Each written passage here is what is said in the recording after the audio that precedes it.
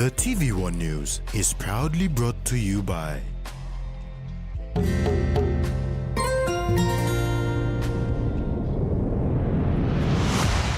BSP, our bank, our people.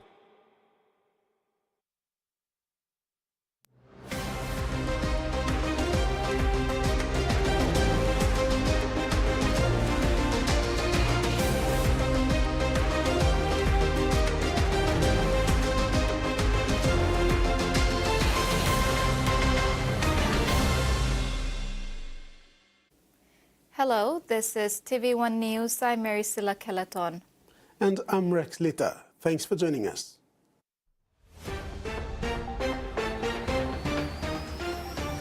In this edition, breeding success for Reggiana birds.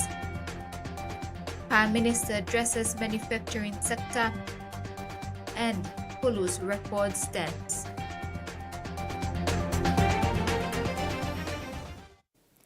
As Papua New Guinea continues its wildlife conservation efforts, the Port Moresby Nature Park has successfully bred the Reggiana bird of paradise, marking the second success in just 4 years.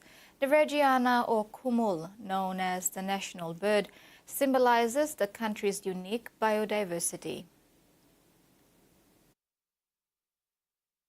Port Moresby Nature Park has reached a historic milestone with the successful breeding of Papua New Guinea's national bird, the Reggiana bird of paradise, a rare achievement highlighting the park's commitment to conservation and education. This achievement is part of the Nature Park's ongoing international breeding program, aimed at preserving this iconic species. For the past 3 years, the park's dedicated wildlife team has been working tirelessly to perfect the breeding process in captivity. This rare success highlights the expertise and commitment of the team and is a crucial step in reducing the need for wild harvest of the bird, supporting the park's Look Out in Bilas Belong You conservation campaign. In an exclusive interview, Francis Kundu, the acting conservation manager, shared insights on the breeding success, challenges faced, and how the park is balancing conservation with cultural traditions. All Papua New Guinean family, at least we must have a bilas, to take part in the traditional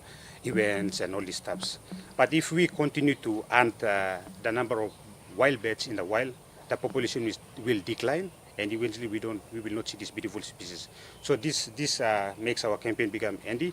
So as much as possible, we are trying to educate our general guests to look after their feathers. So during our talks, we normally introduce different ways of the general public can look after their traditional bilas, and even we give them alternatives like dyeing chicken feathers instead of go and hunt for.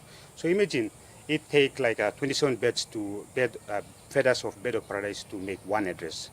So imagine like the lot of families in Papua New Guinea, we are trying to have traditional costumes, and imagine the destruction that we are going to cause to the wild population.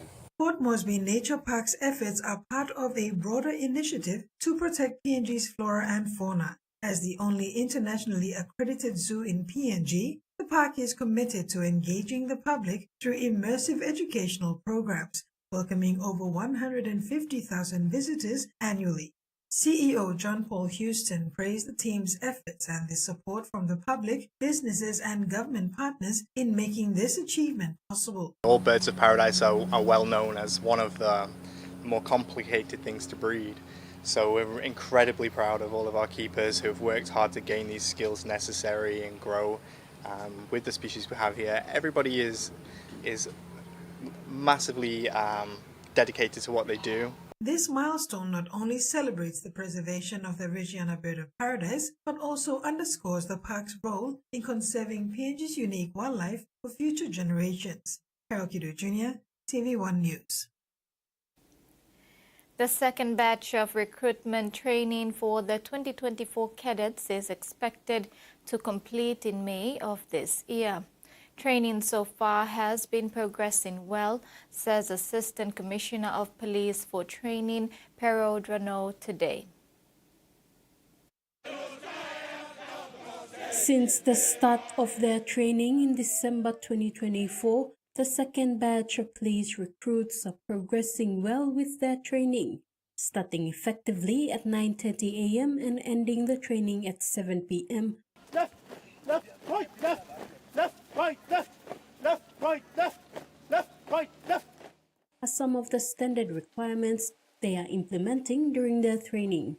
Assistant Commissioner of Police for Training, Peru Drono, says the training is expected to be completed by May. 2 weeks break because of the Christmas New Year. All staff need to get a break Christmas. So that was a delay, but we have planned for it. It will take us to May. So 24 weeks program is all good, ready to go. As we have started the last few months now, from late November to early December, we took a break and then we started on 6th January again. Drono said there are 3 parts of the training: community policing, investigation, and prosecution. One is community-based program that they understand how to work as a policeman in a police station with a community. And then there's investigation, second part. And then after we end the program in prosecution. He said the challenge they are facing is to push the cadets to train to the standard requirements of the force, because through assessment, most of the recruits are not meeting the standard. However, Drono said the trainers are working excessively to ensure that they continue to train the recruits, lifting them up to the required standard. Observation of those 2 squadrons when they're still struggling to get to the standard. The ACP added that those who do not meet the requirements are neither terminated or joined the next recruits. These decisions are usually made by the training committee. Tracy Pa, TVWAN News. Meanwhile, a submission has been sent to the Royal Papua New Guinea Constabulary executives to commence the 2025 recruits in June this year, following the completion of the 2024 second batch recruitment training. However, ACP Training Drono says the submission is yet to be approved. Break, and then when the next one for 25 comes on, we start in June. We finish in December, give a break to the staff, and then they start again in January. So that is their plan. So anytime it's up to the management, anytime from now they give the approval, I'm ready to get my team ready in June. We need HR to do the recruitment, put our notice out, then do the recruitment, and within February to April, we should complete the recruitment for people to start moving in by May. And then we start in June. So that's the plan. Prime Minister James Marape has acknowledged the challenges highlighted by the Manufacturers' Council of Papua New Guinea regarding economic barriers. The Prime Minister reaffirmed the government's commitment to removing structural obstacles and creating a more conducive environment for businesses to thrive. Operational cost, regulatory uncertainty, and inadequate infrastructure continue to impede the growth of the manufacturing sector and other industries in the country. Prime Minister James Marape says the government is aware of the concerns and assured the manufacturing sector that the government is doing everything to create a more conducive environment for the sector. Marape emphasized that PNG's manufacturing sector is crucial for broadening the country's economic base beyond resource extraction and reducing reliance on imports. He said the government is focused on economic diversification, job creation, and empowering local businesses to participate more meaningfully in national development. Moreover, the Prime Minister says the government is committed to improving trade-related infrastructure, roads, ports, and electricity to reduce production costs and improve market access. PM Marape stated that the government is pursuing public-private partnerships to accelerate infrastructural investments across the country. Freddie Mo, TV1 News.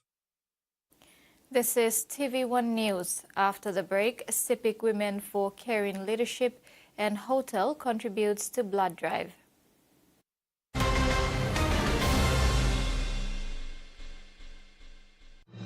Experience a convenient and smarter way to do your banking with BSB Mobile Banking. You don't have to leave the office or your home to pay for bills. You can view your account balance, transfer funds, top up phone credits, or purchase Easy Pay units wherever you are. Visit your BSB branch today to register now for BSB Mobile Banking. BSB Mobile Banking, the smarter way to bank. BSB, our bank, our people.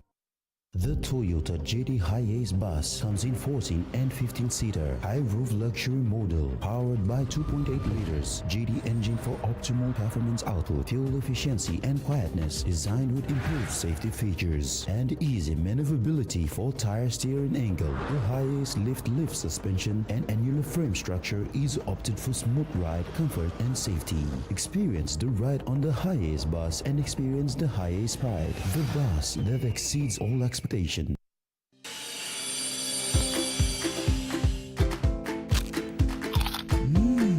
Right across the nation, we eat snacks crackers.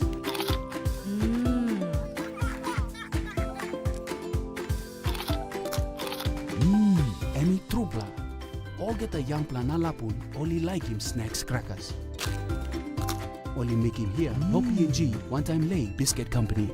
It's crunchy and tasty. It's irresistible.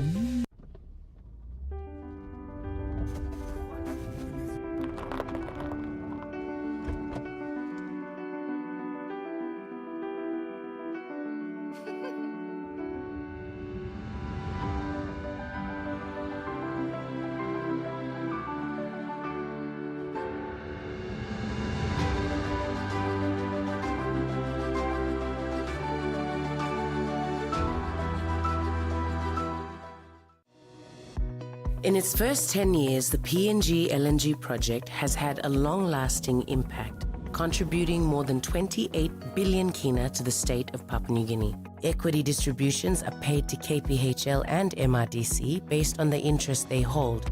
Tax is paid to the IRC, while development levy and royalties are paid to DPE. For more information on direct and indirect benefits, visit PNG EITI's website. I heard tales about him all my life. Most just called him the Crooked Man.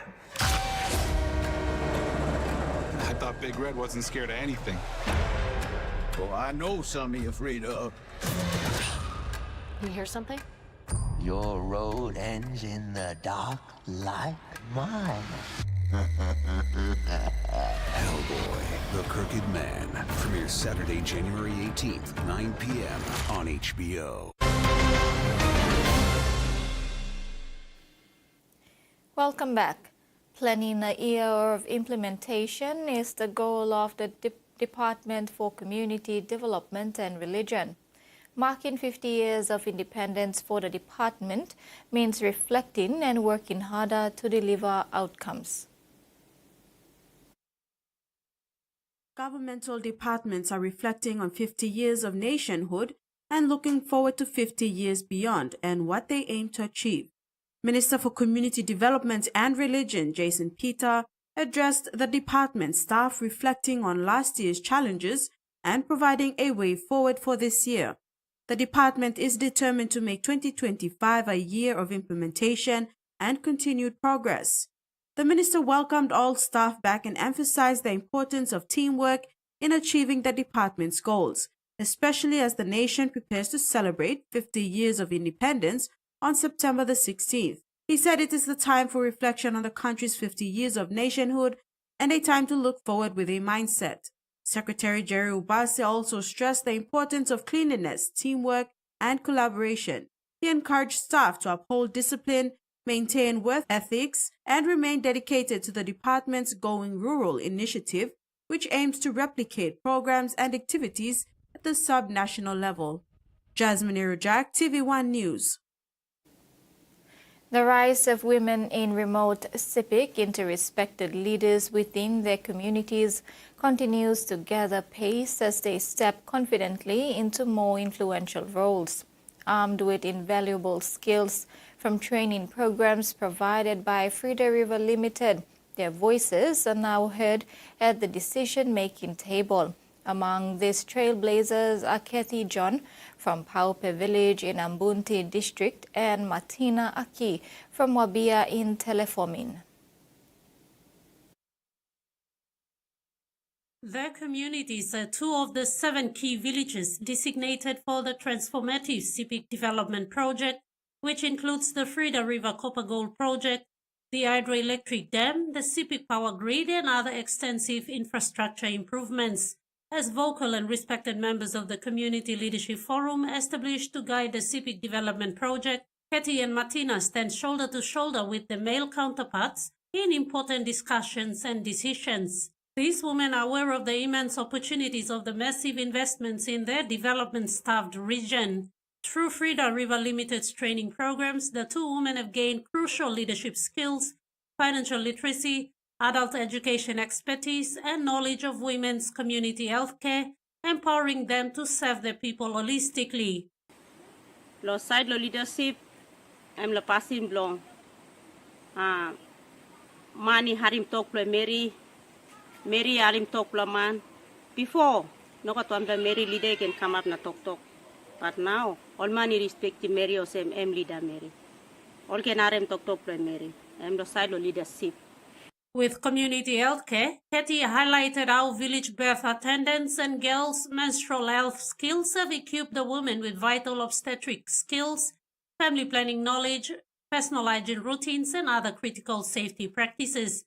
Kathy emphasized that empowering women to make decisions about family planning is essential to addressing life-threatening issues during childbirth in remote parts of Papua New Guinea. Lo side lo VVA, before mama. Also karim nambau lo busaus lo kan sa aus pla mi pla lo place also lusim big pla blood. Now also die. Now this last school I come inside. Now only line mol Mary lo web lo karim piginini. Turu lo na mi pla gatat ausik pla mi pla lo Frida River post pla mi pla am stop. Osa kisi tru kam le ya lo sebi mol mama.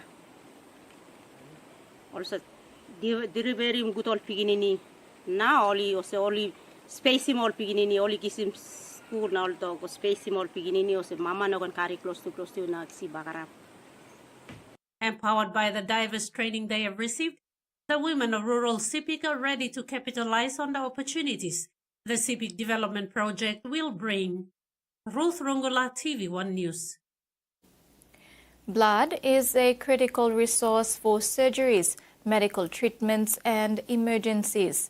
Last week, the Port Moresby General Hospital put out a public appeal highlighting the urgent need for blood donations. The Sanctuary Hotel, Resort and Spa in Port Moresby has responded. The World Health Organization states that blood is the most precious gift that anyone can give to another person, the gift of life. A decision to donate blood can save a life, or even several if the blood is separated into its components, red cells, platelets, and plasma, which can be used individually for patients with specific conditions. Last week, the Port Moresby General Hospital put out a public appeal highlighting the urgent need for blood donations. The Sanctuary Hotel, Resort and Spa in Port Moresby responded. Today, a blood drive was conducted at the hotel, with staff voluntarily donating blood for the blood bank at the Port Moresby General Hospital. It was an initiative that the hotel, our bosses, put out for our staffs if they are willing to donate, and they did step in just to help others donate blood. Due to the need for the blood in the hospitals, Sanctuary Hotel will be part of this drive to help others, patients in the hospital as well. The Sir Brian Bell Center for Transfusion Medicine has received positive responses from the general community. Blood is medication that cannot be bought in a pharmacy. It cannot be manufactured. It can only be given from one human being to another. So it makes it quite special. Sanctuary Hotel is actually one of the two organizations that are the first to have responded to our appeal, and it's wonderful to see organizations like this and their team come forward to give back to our people. Jason Bale, an events officer of the hotel, says donating today was a decision he made for a worthy cause. The good benefit of us donating blood is because it helps at a worthy cost. You wouldn't know or might not know that someone in the hospital is in a very dire need of the blood. So that's why it goes a long way. Every week, the Port Moresby General Hospital needs approximately 400 bags of clean blood to assist those in need. To collect that many donations, the blood bank team will screen approximately 800 volunteers each week, as not everyone who volunteers will be able to donate due to health reasons. Blood can only be stored for a limited amount of time before use, which is why there is a constant need for regular blood supply. Regular blood donations by a sufficient number of healthy people are needed to ensure that safe blood will always be available. And now the finance news. The kina closed unchanged at $0.2494 in the interbank market. At Bank South Pacific, our kina was buying $0.2419, $0.3891 Australian dollars, $0.2288 euro, and 37.82 Japanese yen. Looking at commodity prices at New York close, coffee, cocoa, palm oil, and crude oil closed higher, gold closed lower, copra and copper closed unchanged. And on the stock market, the Dow Jones closed higher, ASX closed higher, and all ordinaries closed higher as well. You're watching TV1 News. We'll have news abroad when we return. Stay with us.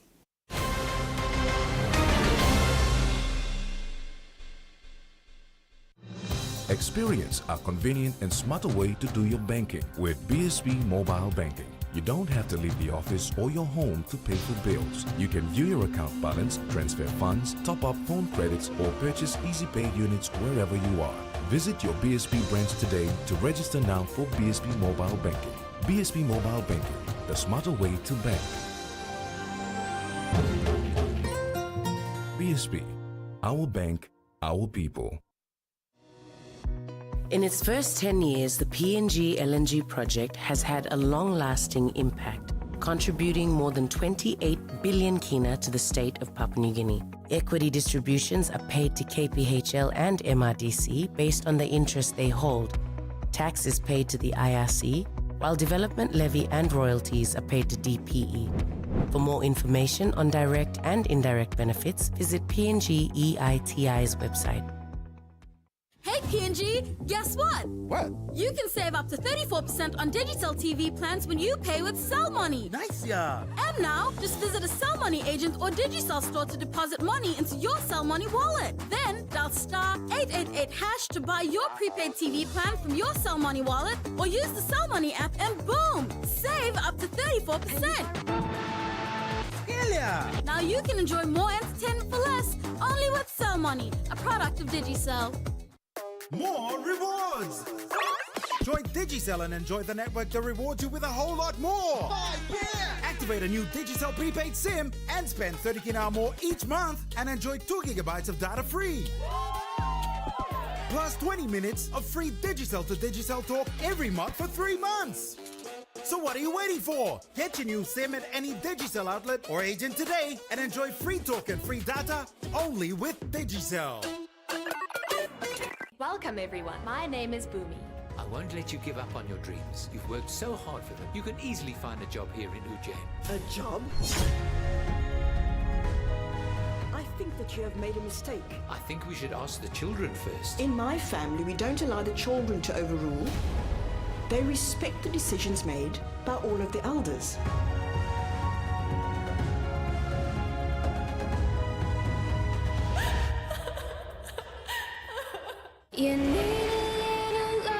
Irish life so far. It's okay. It's okay. I should have come clean. What a coward. Just death can separate us.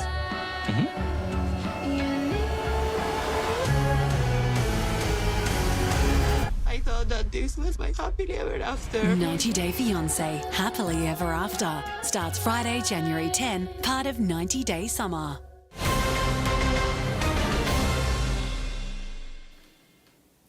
Thanks for staying with us. Fiji's Meteorological Service has named Cyclone Peter as the first tropical cyclone of the season.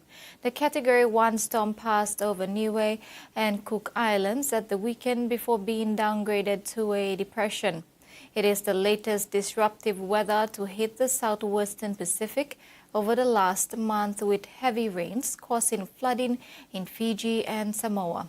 In Fiji, the flooding has been damaging and prompted evacuations, although no fatalities have been reported. Firefighters battling multiple wildfires burning in the Los Angeles area are preparing for the return of dangerous winds that could again send the flames towards populated areas.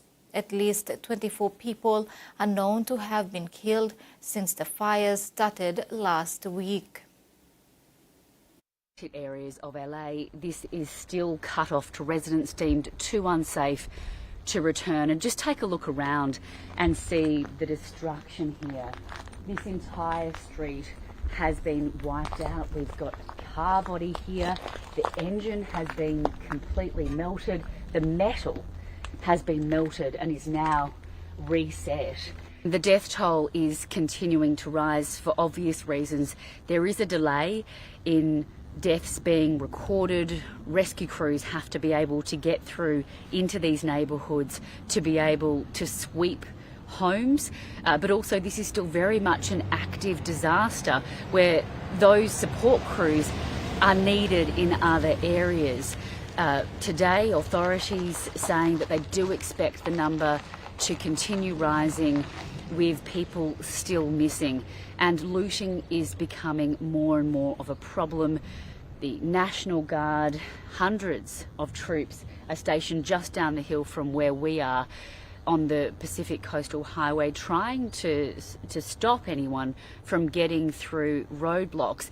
There have been reports of people dressing up as firefighters, impersonating fire crews to get into these affected neighbourhoods and then burgle homes. Police today warning people that they will be caught if they attempt it. The world's largest human gathering has begun in India, with 15 million people taking a holy dip at the confluence of 3 sacred rivers on the first day of the Kumbh Mela. The massive turnout has raised concerns about keeping the holy Ganges River clean. First day here at the Mahakumbh Mela in Prayagraj in India, and as you can see, this place is absolutely packed. Now this is just one of the many entrances to get here. People are so charged up, proud that they're able to make this once in a 12-year event. 400 million Hindus that are expected to come here over the next 45 days.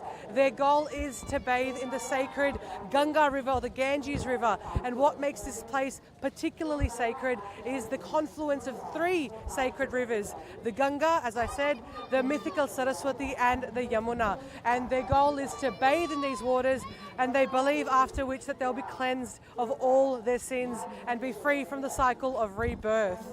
Now, with these higher than expected numbers, it will be a challenge for authorities to keep the place clean. In fact, the Uttar Pradesh government, where this event is happening, has already been ordered by what's called the National Green Tribunal to make sure that no sewage seeps into these sacred rivers, so that people, when they're bathing, can do it in a safe way.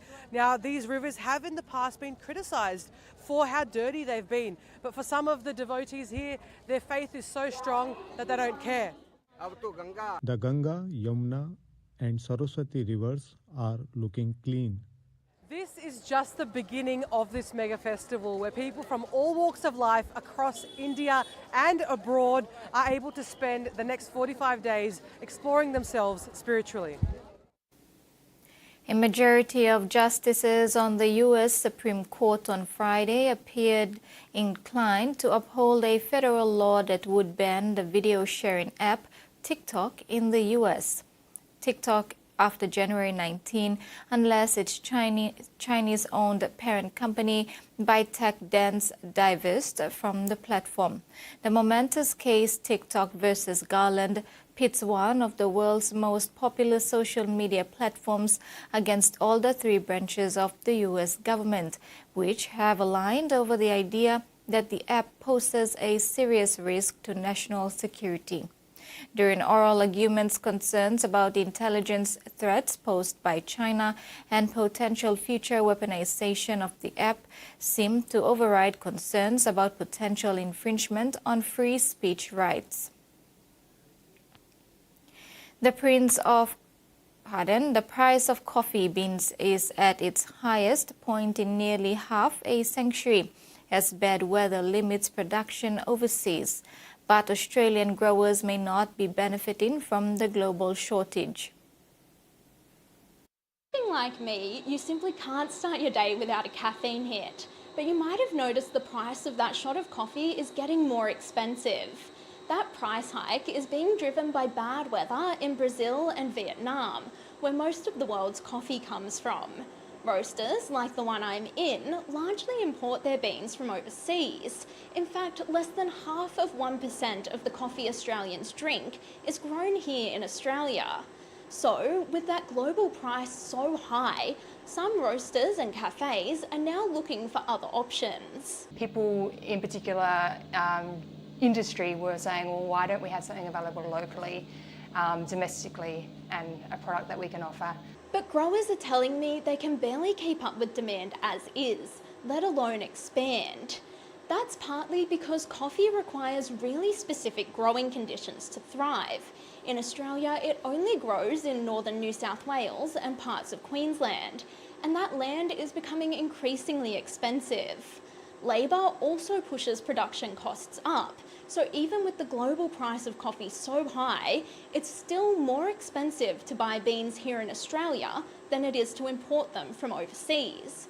So what can be done to expand the Australian industry? Well, some growers are putting in more plants. Sherelle, who owns this roastery, is putting in her own trees to see how coffee grows here on the New South Wales mid-north coast. But as with any crop, it'll be a few years yet before there are any actual beans. So, whether you're buying it from a cafe or direct from the roaster, it could still be some time before you're drinking coffee that was grown here in Australia. A court has heard how a man who was murdered in his Mount Gambier unit begged for his life during the brutal attack. Paul Rooms has pleaded guilty to the murder of 65-year-old Peter Smith in 2023. The victim's brother says his death has been a nightmare for his family. The Mount Gambier unit, where Peter Smith once called home, would become the scene of his murder. The 65-year-old was killed after a drunken fight erupted with 66-year-old Paul Rooms, who has pleaded guilty to his murder. Today, in the Supreme Court in Adelaide, his brother shared the torment his death has inflicted. Hopefully justice gets done quick and swift, because it's been a roller coaster ride for me through right up to now, and it's been a nightmare for everything, me and my family. Defence told the court the accused Rooms had been homeless since 2019 and met Mr Smith while drinking in a Mount Gambier park. Fuelled by alcohol, a fatal fight erupted between the pair in September 2023, which prosecutors described as a brutal and callous bashing, where Mr Smith begged for his life. The deceased was barely breathing, but he continues to kick and hit him in the head before picking up a chair leg and hitting him with that. He wanted to murder him. The sound of further blows being inflicted upon the deceased can be heard clearly on the body-worn video footage of first responders. The defence lawyer told the court the accused has expressed remorse while in custody. The prosecution argued nothing less than the minimum non-parole period of 20 years is an acceptable punishment. Sentencing submissions continue next month. An investigation is underway after a 63-year-old man was killed in a light plane crash south of Darwin. Emergency crews responded to the crash yesterday, rescuing a 29-year-old woman from crocodile-inhabited waters. A.M. yesterday morning, police first received reports that a light aircraft, now understood to be an ultralight plane, had crashed into an area of wetlands south of Darwin. A search and rescue operation was then mobilised, involving police, ambulance crews, aeromedical teams and rangers, with the body of a 63-year-old man, believed to be the pilot, recovered from the wreckage, along with a 29-year-old woman who police say was uninjured. She was airlifted from the wreckage and taken to Royal Darwin Hospital for assessment. The light plane went down into Fog Dam, which is an area of wetlands outside of Darwin. It's surrounded by heavy bushland and is a known crocodile habitat. According to St John Ambulance, the aircraft was submerged in the dam, and during what they said was a difficult rescue effort, the aircraft first had to be reached by rangers via boat before the lone survivor could be lifted out of the wreckage via helicopter. The investigation is in its very early stages, with NT Police having declared the area a crime scene as they conduct their inquiries. Because the aircraft is understood to be an ultralight aircraft, the circumstances of the crash may be further investigated by the Authority for Recreational rather than commercial flights. Last year, 27 people died in 20 crashes of similar aircraft around Australia, with aviation experts just this month calling for the Australian Transport Safety Bureau to take a more active role in those investigations. That ends the news segment. Over to you, Rex. Thanks, Maricela. After the break, whistle on track and cricket PNG CEO arrested.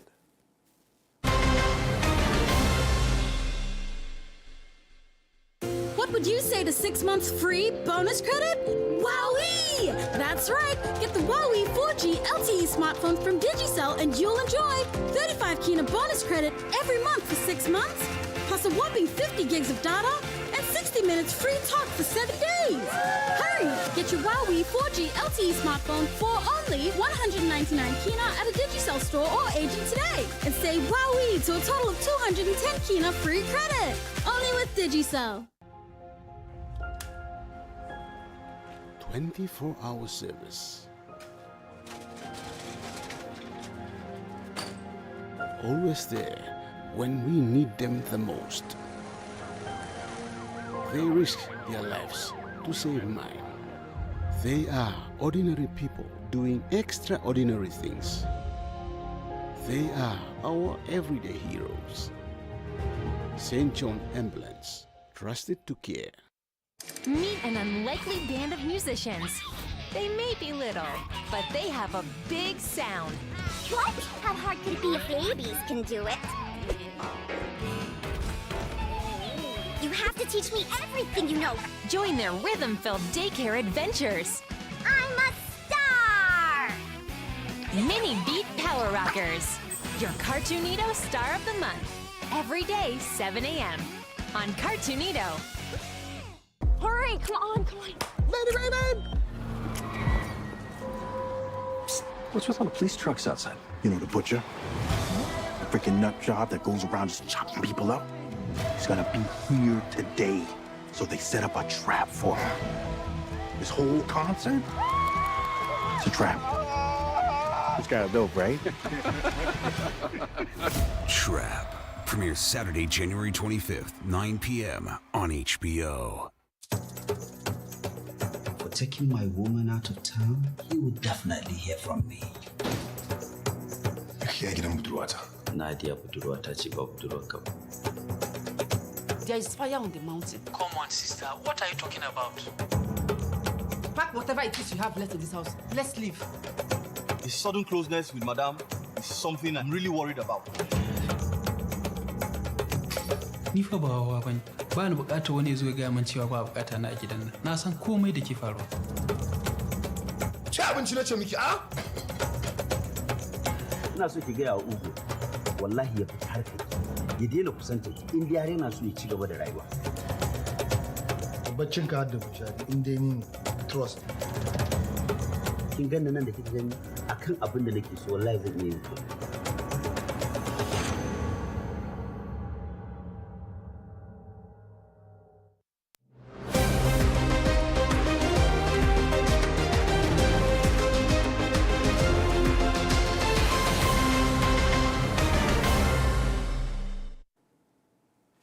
Welcome.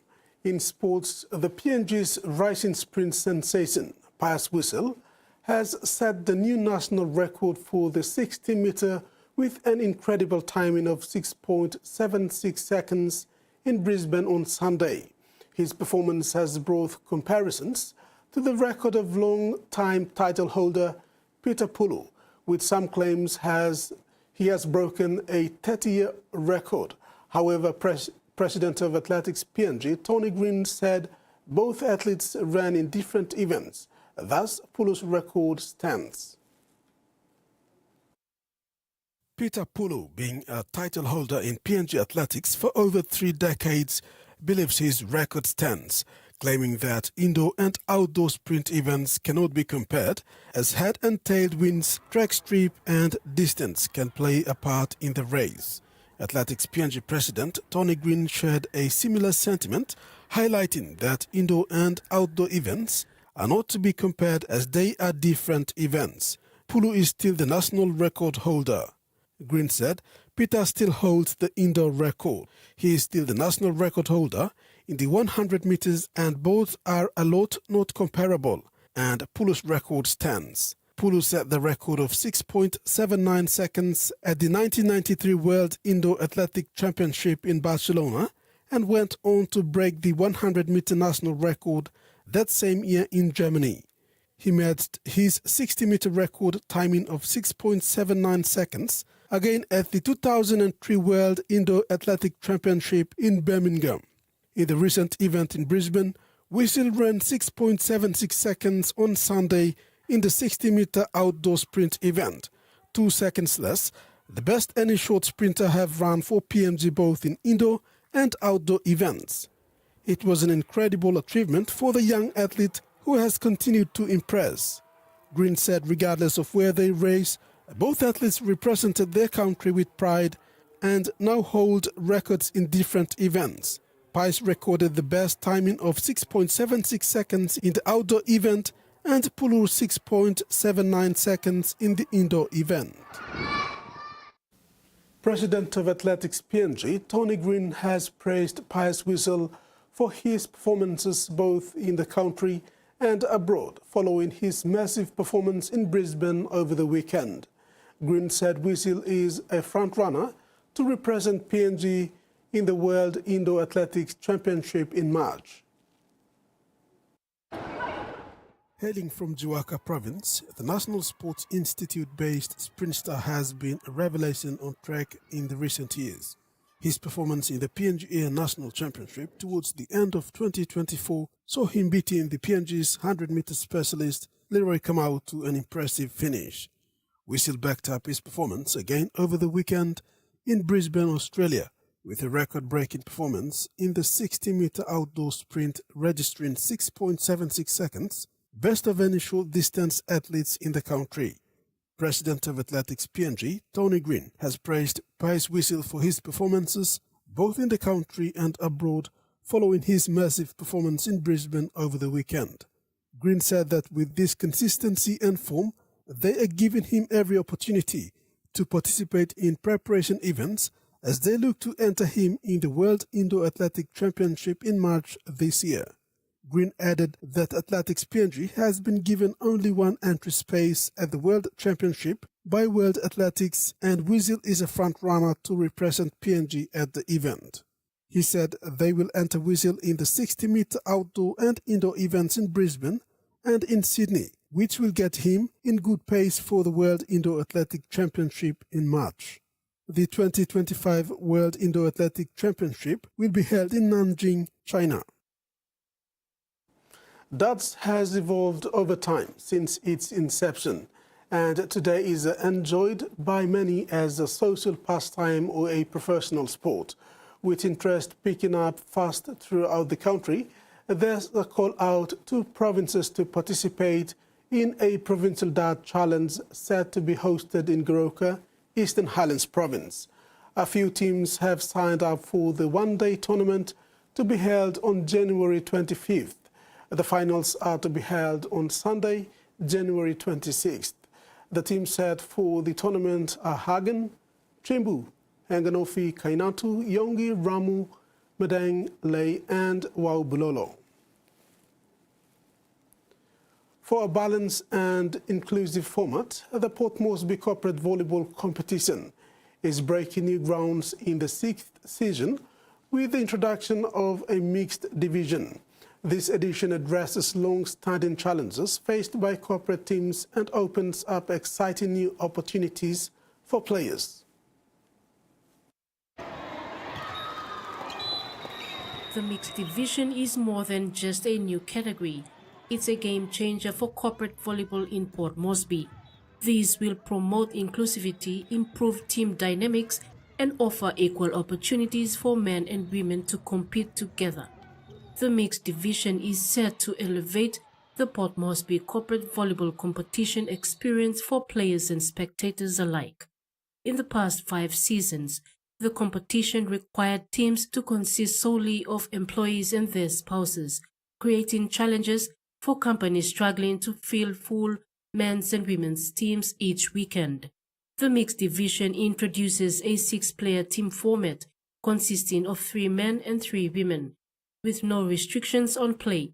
This format fosters a highly competitive and inclusive environment where teamwork, strategy, and mutual respect take center stage. For companies with predominantly male or female workforces, the mixed division is a perfect solution. One of the benefits of the mixed division is preparing players for larger events such as the Masters Games, where mixed divisions are a standard featured alongside men's and women's categories.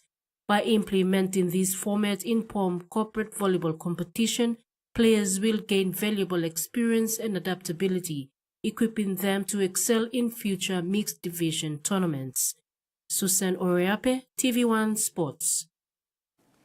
Chief Executive Officer of Cricket PNG, Richard Dawn, was arrested and charged yesterday for breach of peace by former Garamoots coach Jack Vare. The arrest followed an ongoing tussle between some representative players, the employees and the Cricket PNG boss in the last few weeks that led to Vare's termination. Vare was one of the 2 staff who had their contracts terminated when the employees and players petitioned the board for the removal of Dawn following allegations of financial mismanagement. The majority of the players from the 4 national teams have ceased training and tours since there has been no response from the board to address the issues raised in December 2024. In sports overseas, engaging adults in organized sports has always been a challenge, with many barriers preventing participation. But the competitive and sometimes aggressive behavior in social sport competitions, which most people join for enjoyment, is driving adults away. Lily Grimley joined a social netball team with her friends a few years ago. What started as a fun weekly get-together ended with an unexpected encounter. She actually tried to grab at my throat and really start a fight. She sort of was pushing and shoving and yelling at us, and it sort of took everybody by surprise and really actually ended up ruining the game and, to be honest, the rest of the season. Once the season had concluded, Lily never returned to that competition and has since gone on to play in and drop out of others.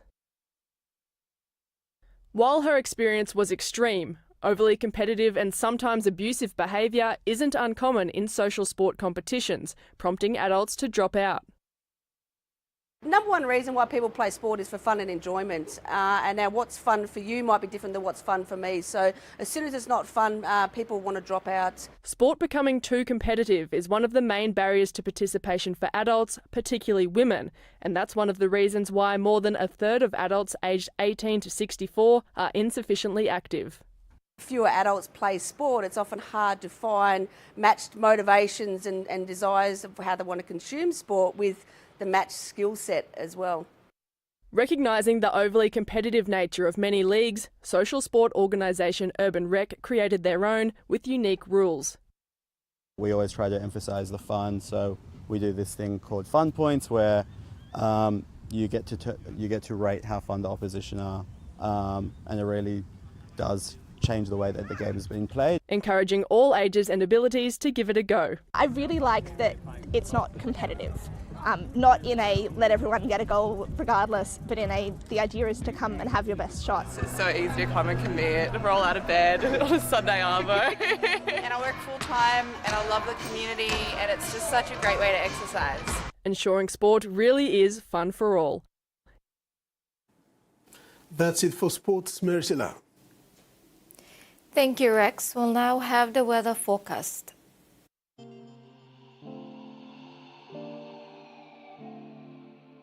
Southern, Port Moresby, partly cloudy with some showers and possible thunderstorms at times. Popondetta, cloudy periods with evening rain showers and possible thunderstorm. Omase, Ley, partly sunny, then becoming cloudy with possible brief evening showers. Medang, mostly fine. New Guinea Islands, Lorengau, partly cloudy with possible afternoon brief showers. KVN, Kokopo, Rabaul, mostly fine to partly cloudy. Highlands, Mount Hagen, partly cloudy with showers and possible thunderstorms. Mendi, Tari and Wabeg, evening rain showers and possible thunderstorms. Coral Sea, sea smooth with southwest to northwest winds of 5 to 10 knots. Solomon Sea, sea slight with northwest to northerly winds of 5 to 15 knots. Bismarck Seas, sea smooth with northeast to southeast winds of 5 to 10 knots. Pacific Ocean, sea slight with northeast to easterly winds of 10 to 15 knots. Waters of Samarai Island to Cape Vogel and all Milne Bay Islands, seas 0.5 to 1.5 meters. Waters of Finchafan through Whittier Strait to CSE Long Island to Medang, seas 1 to 2 meters. Waters of Manus and its western group of islands, and waters of New Ireland to East and New Britain to Bougainville, seas 0.5 to 1 meter.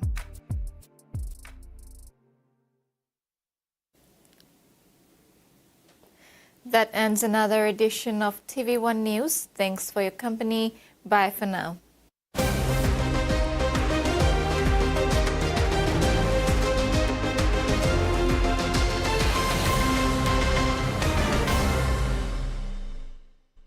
The TV1 News was proudly brought to you by